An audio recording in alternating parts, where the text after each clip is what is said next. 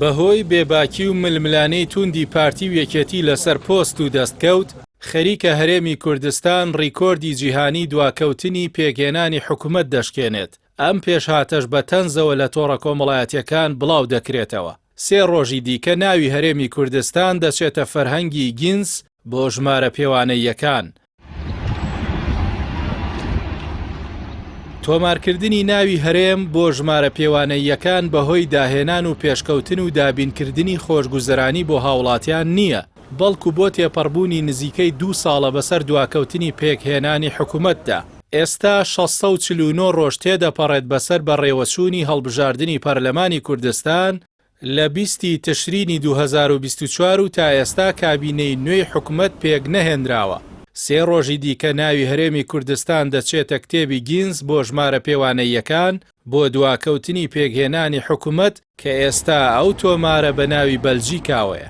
بەهۆی بێباکی پارتی و یەکێتی و ململانەی توندی نێوانیان لەسەر پۆستەکان، ماوەیەکی زۆر بەسەر بەڕێوەچوونی هەڵبژاردن تێپەڕ بووە و تا ئێستا پەرلەمان کاران نەکراوە و حکوومەتی نوێ پێک نەهێنراوە و دامەزراوەکانیش تەمەنی یاساییان بەسەر چووە. ئەوەش زیانی بەناوبانگی هەرێمی کوردستان گەیاندووە.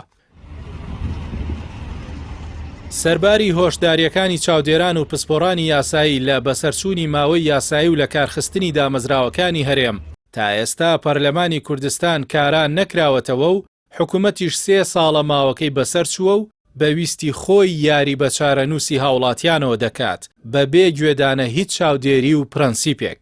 ئێستا ڕیکۆردی جیهانی دواکەوتنی پێکهێنانی حکوومەت بە ناوی بەلجیکاوە لە کتێبی گینس بۆ ژمارە پێوانەیەکان تۆمار کراوە و ماوەکەی بریتیە لە 652 ڕۆژ بەبێ پێکهێنانی حکوومەت، کە قەیرانەکە لە وڵاتە لە نێوان ساڵانی 2018 بۆ 2020 درێژەی کێشە. گەرچی ئەو ماوە درێژە بەلجیکا بەبێ سەرکردایەتی نیشتیمانی فەرمی بوو، بەڵام پەیکەری فیدراڵی ئاڵۆزی ئەو وڵاتە و سیستمی دەسەڵاتی لامەرکەزی ڕێگەیاندا بە بەڕێوەچوونی کاروبارەکان بەباشی و ڕێگری لە پەشێوی و ئیفلیجبوونی دامەزراوەکان و تێکچوونی ژیانی خەڵک.